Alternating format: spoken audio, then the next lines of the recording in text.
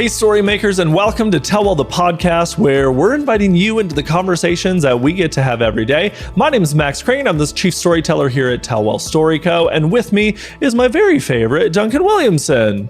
I have a question that I want to start us off with today. Oh, this got serious. Tell me. Very fast. We get to travel all over the country for film shoots, primarily film shoots, but we also get to do other work as we travel. We go to conferences, those kind of things. What's your most memorable location that you've ever traveled to for Tellwell? This is hard because we do get to travel. We're so privileged that we get to travel so much to support so many incredible story makers. Like the fact that all of us get to status tells you how much we're in planes. I'm actually going to go back to one of our very first plane rides, which was this client who maybe trusted us. They trusted us so deeply that they're like, hey, we're doing a leadership retreat. We just want you to come and follow us. And we're like, okay, cool. And so we followed them to Beaver Creek, Colorado, which incredible. And also the amount of money that's in Beaver Creek, we were just like, we don't belong here. But that was probably one of the most memorable because it was cold and we didn't exactly know what we were filming, but we created some incredible pieces from it. Yeah, that was early Tellwell days. I'll throw it back at you. What's your favorite place? Well, just down the road from Beaver Creek, Colorado is Denver, Colorado, where I grew up. So for those that don't know, I'm from Denver, Colorado, was born and raised there. And we got the opportunity to go do a film shoot in Denver. And it's the first time in my professional career that I traveled back home for a film project because I haven't lived in that area since leaving after graduating high school.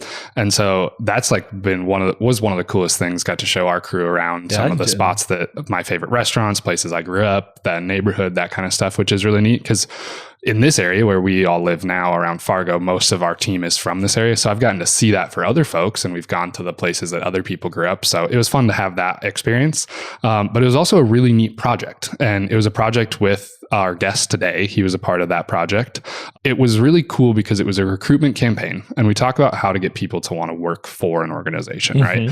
And this is one of the most common probably ways that people use video in their marketing is as a recruitment tool. And a lot of times it's maybe sit down interview. It's photos that maybe feel a little staged. There's social posts. It's not the most intentional thing because I think a lot of time, exactly. It's not super captivating because a lot of times, to be quite frank, HR doesn't tend to have big budgets. And so they're not able to put a lot of effort towards some recruitment efforts.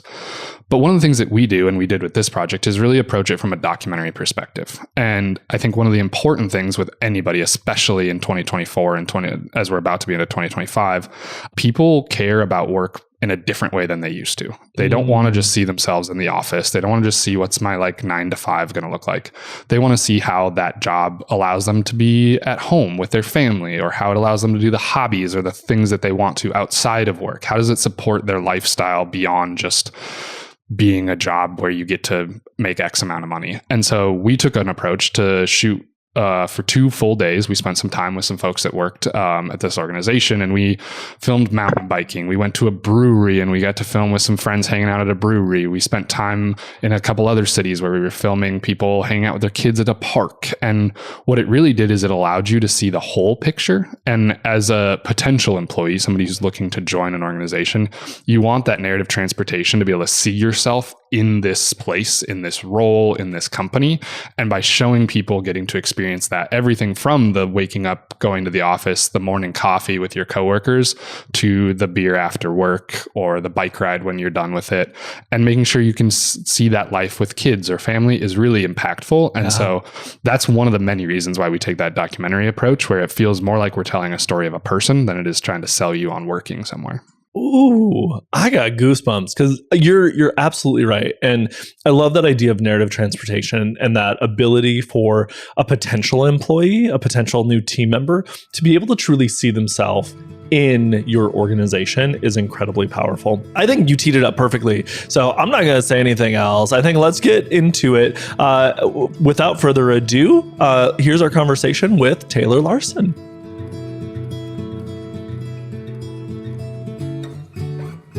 Welcome to Tellwell the Podcast. Taylor, it's so good to see you. Well, thank you, Max. It's good to be here. Taylor, I have known you for going on 5 or 6 years, somewhere in there. We first met in the foothills of Colorado, where we got to celebrate some really cool things that you were doing with your company. How are you feeling coming on the podcast?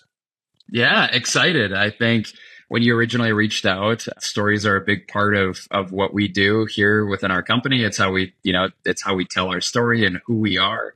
And so really excited to be on today to hopefully share some mistakes we've made along the way and maybe some of the successes that we've had too. Amazing. So, Taylor, for people that don't know you, can you just introduce yourself, introduce the amazing company that you work with, and just tell us a little bit about who Taylor is? Yeah, you bet. So my name is Taylor Larsen. I'm the market vice president, or one of the market vice presidents with Thrivent Financial. And so I started at Thrivent, almost 10 years ago as one of our financial advisors in rural Minnesota. And I've held a variety of roles with our organization through leadership, and currently live in Colorado and serve as the MVP here. You know, Max, you had asked a little bit about kind of my background. Part of the role that I had here at Thrivent was really around telling our story locally in the Fargo market. And so I still do that same thing here in Colorado, but a little bit differently.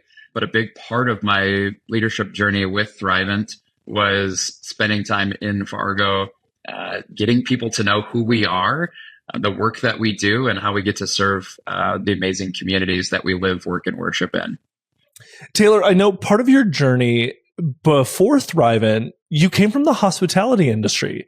So I'd be really curious how you made the jump from hospitality to financial services, and even from financial services to leadership, because I think like there's a fun little bridge around that whole thing that you do in a really beautiful way, which is really like give care to people. But could you just kind of talk about that a little bit?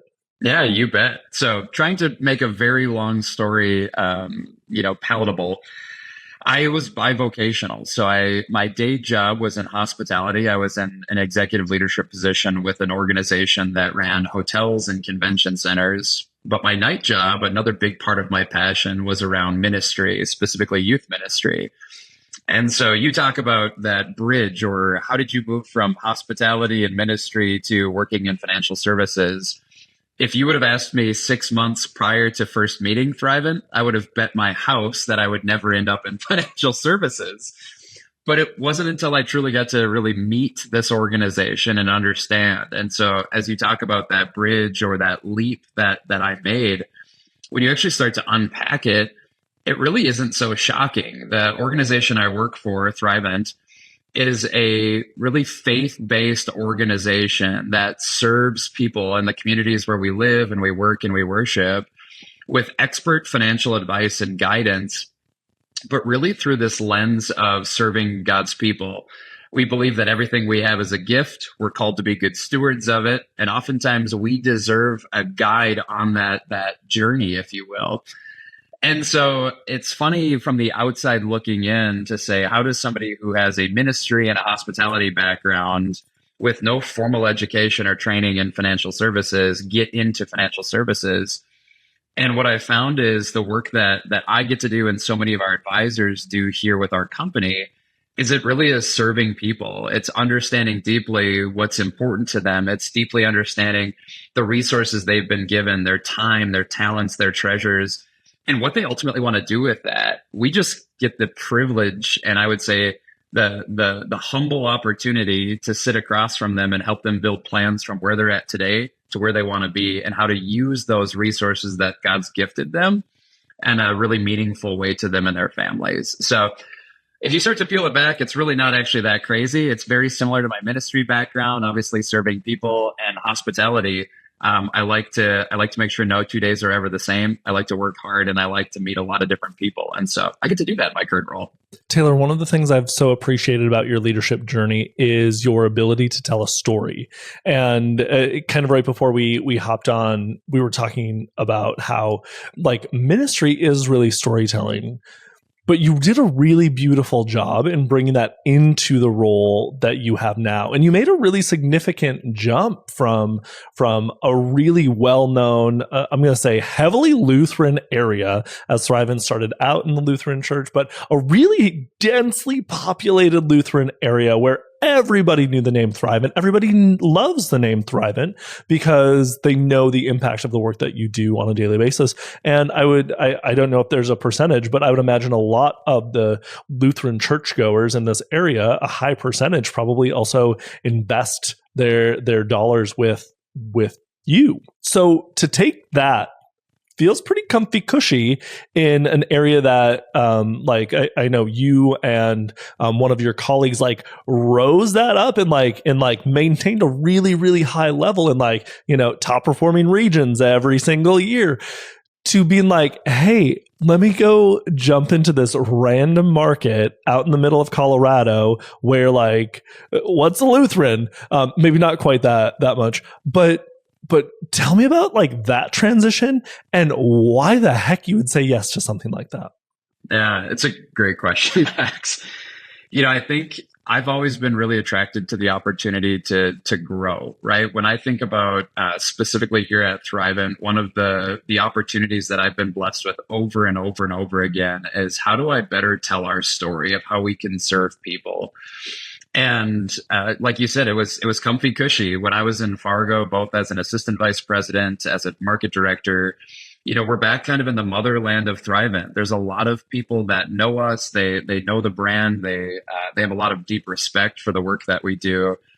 And I think what was appealing was both the opportunity and kind of the risk with that, which is to say, Colorado from a population standpoint, way bigger than North Dakota. And if you look at, again, even density of who we're serving, we were serving the lion's share of people we could in North Dakota, northwestern Minnesota. Here in Colorado, not so much. And so I think, to your point, the allure of this opportunity was we have an amazing story to tell as an organization that we are not telling to the full of our ability or the full of our potential across the Front Range of Colorado. And so obviously it's not just me making that decision. That's a decision that my wife and our kids and, those that speak into our life obviously had a lot of say and help in. But just selfishly, it was an opportunity that I couldn't pass up. There are people that just personally, I deeply believe deserve to have somebody on that journey we just talked about, right? They deserve to have a guide that can help them purpose God's resources. And we weren't serving them here. And so when 3 years ago, I had the opportunity to come by and say, how do we do that in a really effective, efficient way here in Colorado? I couldn't pass up that opportunity.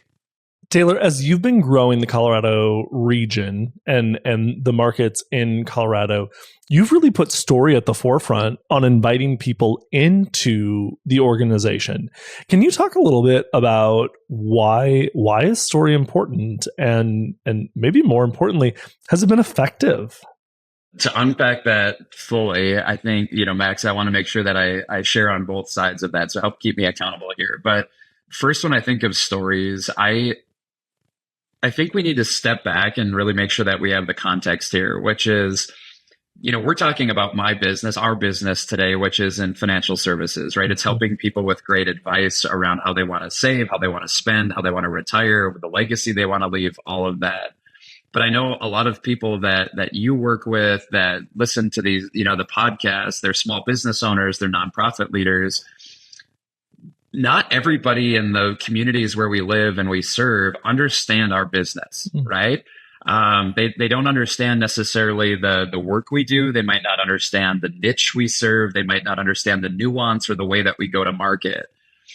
And so, I'm obviously biased because of the work that I do in financial services, but I'll be honest, you hear somebody talk about investing or you talk about saving, there can be a lot of baggage that's attached to that, right? There can be emotions tied to it. There can be, positive emotions for sure.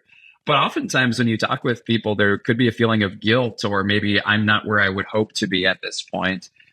And so in telling our story of how we want to show up, how do we want to separate ourselves from our competitors? But quite frankly, oftentimes our competition here in Colorado, it's ourselves. People don't know who we are. Sure. And so it starts with the, brand recognition, people knowing who we are and what we do. But once we have that, it's understanding how are we different? How do we want to show up differently than the guys or the gals down the street? How do we want to make sure people know our mission and our vision and our values? What do we want that experience to be like when they interact with our organization? And I firmly believe the best way to do that is through storytelling. The way for people to know who we are, for them to understand how our interactions are going to look, really the only way in my mind to do that is through telling the story. It's through telling stories of our clients. It's through telling stories of our employees, of our advisors. It's through telling stories of what makes us unique. And so, Max, I think to your second question around, has it been effective? Amazingly effective, right? You think about, we could go through and I could list all of the different kind of initiatives that we've had and how storytelling has helped us. But I think about, a few that come to mind. One being, employee attraction. If we're going to serve people here in Colorado, we have to have the right people serving them. And so how do we attract the right talent to our team, whether that be on our leadership team or our advisor force or within our support teams?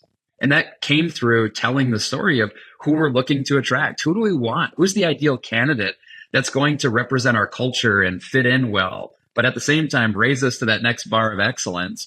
And we did that through storytelling. When I think about the kind of clients we want to serve, where do we find them and what things do they enjoy and how do they view money and how do they view the gifts they've been given? We do that through storytelling. It's helped us in our diversity and inclusion efforts. Quite frankly, we want to represent as a team the communities we're trying to serve. And so it was a great way for us to showcase who we are and who we want to serve and some of the spots that we know we're not serving and we should be. And so we've done all of that through, again, storytelling in a variety of ways. In working with your team on the recruiting part of it, one of the things that I was really impressed by was both at the regional level, but also the national folks that we were working with within Thrivent were pretty unafraid to do some of the nitty gritty, the harder work to figure out what is the story that we want to tell and who are the storytellers. And one of the things that I'd love if you can chat about a little bit is we know being upper Midwesterners, we have some diversity challenges, right? Like we are two white bald dudes with beards and it's sometimes hard to feel like we can invite others into a story. And so I'm wondering if you could talk just a little bit about how, somebody in your position can make sure that we're not tokenizing. We're not checking a box, but we're truly inviting somebody in to be able to share their authentic story. So that way we can invite others in to share theirs. Yeah, amen. And I think to your point, it's a fine line because we don't want somebody to feel like they're the poster child, or like you said, we're not trying to tokenize somebody. And so I think, but we need to honestly ask ourselves, and this is what we did internally, is we are not reflective of the communities that we want to serve. And we're super blessed to have a few individuals on our team that are incredibly passionate about a variety of different, segments of market. So it could be gender, it could be, race, language, et cetera, denomination. And so for us, what we, really struck out to do is to say, who are those people that are already telling that story on a day-to-day basis? They're already out very, very passionate about this. And so for us, we have a couple individuals on our team specifically that are very, very passionate about the Hispanic, Spanish-speaking communities, especially here in Colorado. You talk about Midwestern. One of the big, changes moving to Colorado, almost a third of the people that live in Colorado speak Spanish, right? Whether it's their primary or secondary language. And so it was great for us to be able to identify a couple of individuals on our team who love and already care and serve for this community, but give them a platform to tell that story in a little bit of a bigger way. And so what a blessing it was for us to be able to take people like Pamela and take people like Enrique and have them be able to share their why, their Thrivent story, both, they're again, using the lens of Thrivent, right? Our business around helping people with money, around helping people with advice, allowing them to tell their stories about how they were raised and how has money impacted their life. How did they become financial advisors in the first place? How did they become leaders on our leadership team? And what was the draw to that? We had the opportunity for Oscar, one of our amazing advisors who has really, I would say, served a niche within this community of primarily Spanish speakers with not a lot of English. He's been able to show up and serve this community incredibly well for years. And what I love is for him to say, we need more people to serve this community, right? And I'm passionate about it. And I'm only one person. But for him to be able to tell his story about how he came to Thrivent, how he became an advisor, why he's passionate about the work that he does, it allowed us to really, again, I guess, give them a platform to be able to share that on a broader scale. And it was really cool for us, obviously, having the support of our national team to say, those are stories worth telling outside of just Colorado or just outside of our 9-state area that I help run. It's how do we get that on a bigger stage? Because people need to hear that. They do. I think if I'm listening from the perspective of some of the people who might be listening, we've used the word story a lot, and it feels like a big organization like Thrivent. It is so easy to find stories. You throw a rock and you're going to hit a dozen of them. That's not true, right? It takes some effort. It takes some energy to both be listening for them, but to mine them, and then to also cultivate the relationships to invite those folks to share their stories. Because it's not just like hey, here's an assignment. So I'd be curious if you have some practical advice for somebody who might be listening around, like, how do you listen for those stories? How do you listen and seek out the storytellers to share the story of an organization? Yeah, that's a really good question, Max. And I want to reaffirm what you just shared. Thrivent, well, it is a big organization. We have a lot of room to grow, both in the DE&I space. We have a lot of room to grow in a few different areas. But what I'll tell you is, I think the wisdom, if I can call it that, was really in, are we doing a good job listening and asking questions? And so for those, maybe it's business owners or leaders that would be listening to this, I would encourage them, have they paused and asked those questions? What are you passionate about? And how is that showing up in their work? And so, that's really the approach that we took, is to say, where are people already showing up? Where are they already verbally, excited about? But you don't get to hear that unless you're making the ask, and then you actually be quiet and listen. It's a challenge that I would have for everybody that would be listening to this, is to say, it's going to take some work, and it's work well worth doing. And so taking, whether it's a cross section of your employee population and asking those questions, what are you passionate about? How are they already showing up? If we're talking to, directors of nonprofits, who are the leaders that they lead that we should be talking with those individuals and saying, who on your team is showing up? And same for client stories, right? Mm-hmm. I mean, clients are going to be excited about certain things, but unless we ask those questions, what are they passionate about? Or who aren't we serving that we should be? And then making a concerted effort to close our mouth and open our ears and really listen to that. And I think, well, it is going to be hard work. I don't think you'll actually have to look as far as you think you will to find people that are really passionate about a certain segment. And for us, and I would say a lot of organizations, diversity means a lot of different things, right? Diversity of thought. It can be gender, it can be skill set, it can be background, it can be language, race, etc. But oftentimes we have to be quiet long enough to listen. I love to say that the best storytellers are first the best story listeners. And I think that rings very, very true in what you just said, because I think the challenge that a lot of nonprofits, cause-based organizations, cause-driven organizations have is it feels like they're screaming so much at people versus inviting them into a story. I think the best versions of these stories are the ones that you can see yourself in. And that's really some of the work that we tried to do in these recruitment pieces, is to say, hey, do you see yourself in this position? Do you see yourself? Do you hear yourself in it? And I think that that's a really, really powerful tool. Amen. And that was illustrated throughout all of our videos that we've done. Max, you and I've worked together for years on a variety of different kind of focuses, if you will. But on the most recent ones we did around, really recruiting top talent, I mean, it was everything from the imagery we use.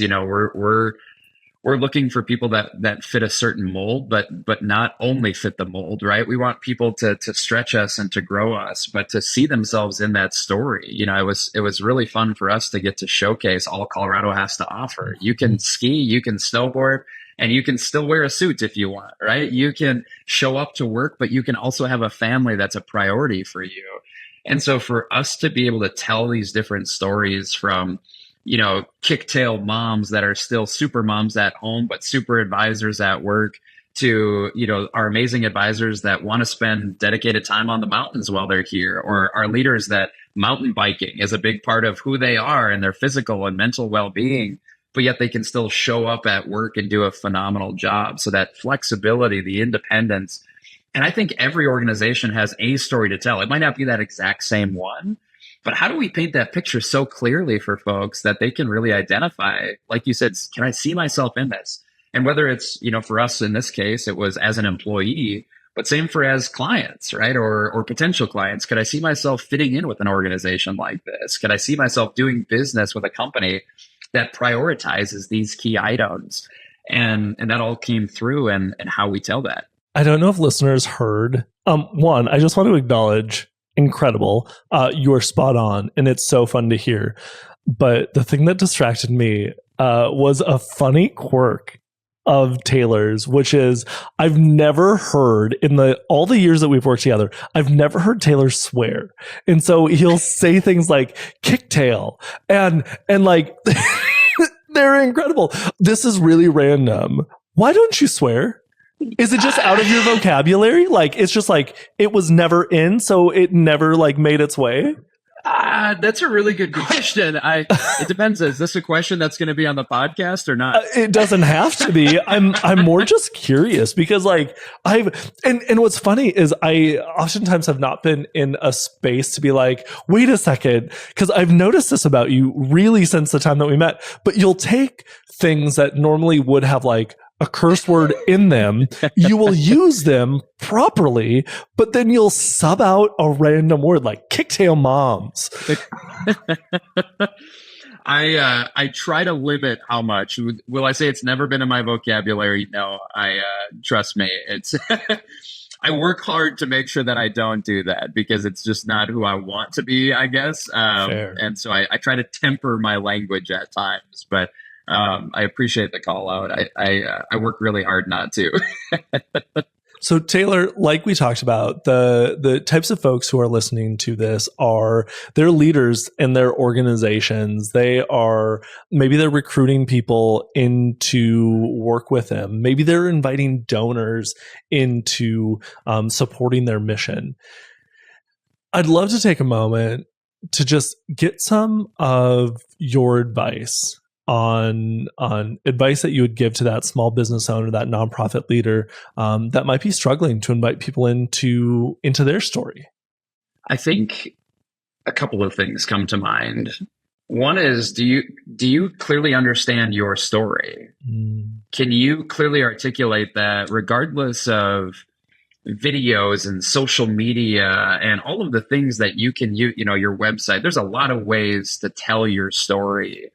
But what I would ask the leaders that would be listening to this is, can you take a bar napkin and write down your story? If I was sitting across from you over a coffee or an adult beverage, could you tell me your story and could you be passionate about it?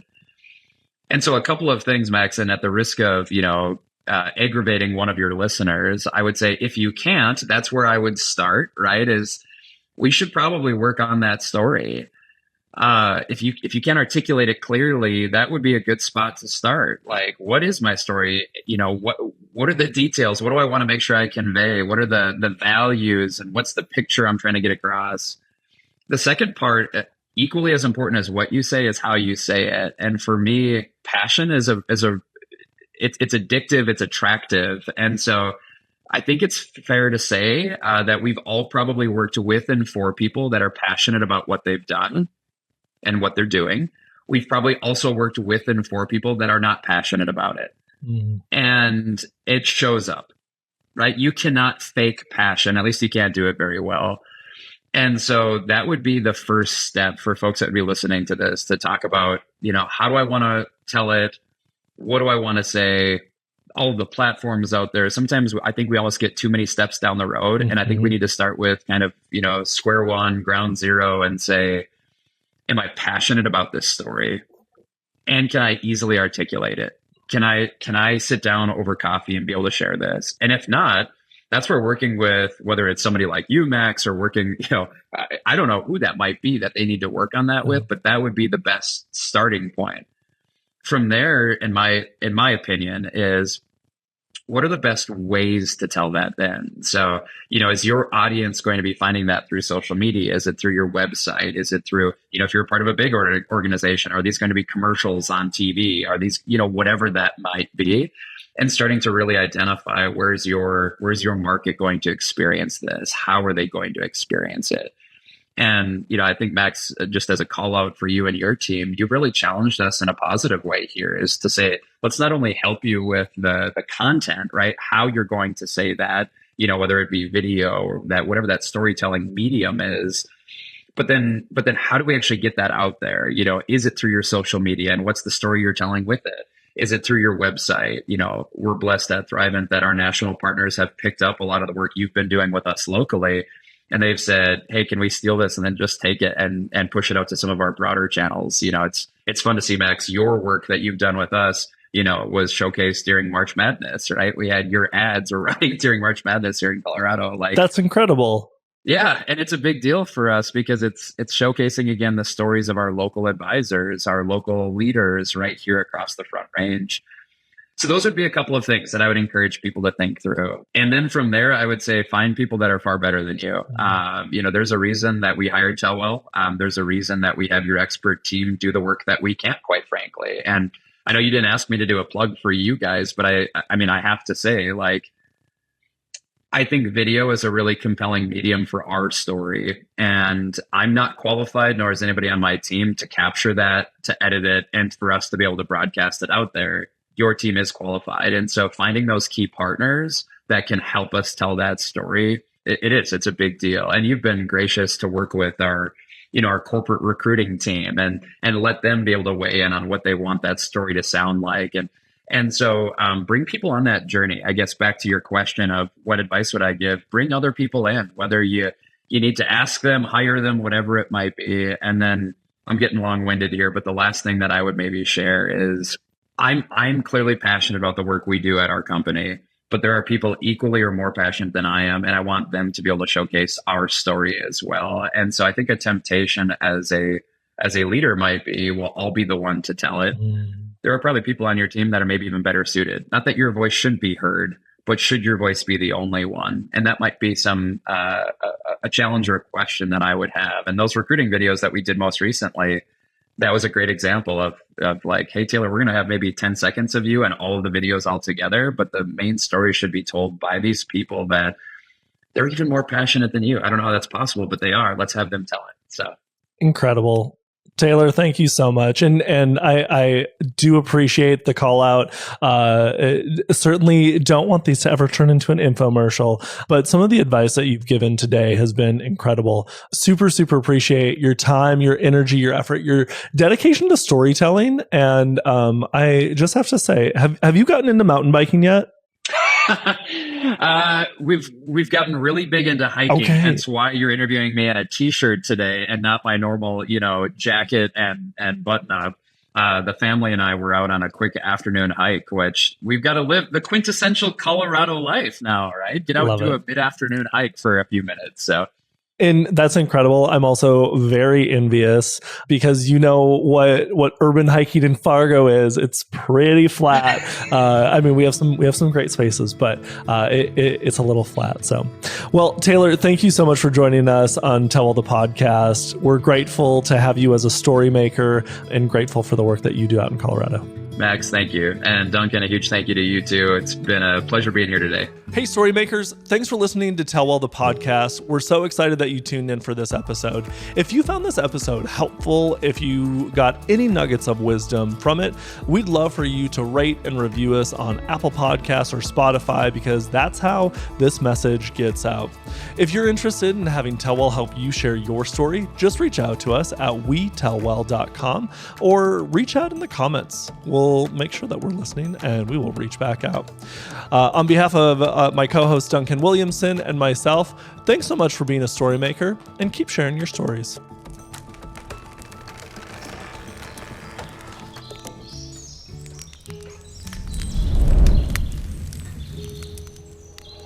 If we hold tight, we can chase the Mississippi through the night, hundreds of miles.